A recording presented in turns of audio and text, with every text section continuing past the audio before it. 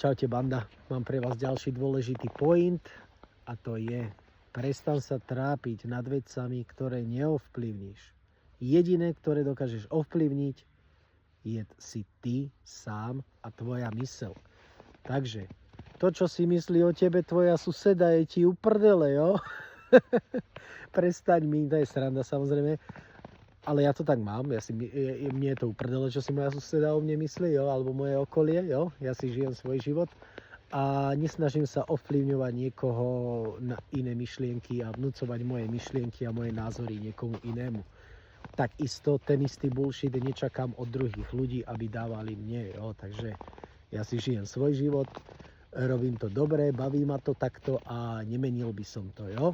Viacej peniazy by som samozrejme uvítal, to by ma bavilo ešte viacej, však ale to mi prinesieš ty. To mi prinesieš ty. Takže prestan sa trápiť tým, čo neovplyvníš, jo?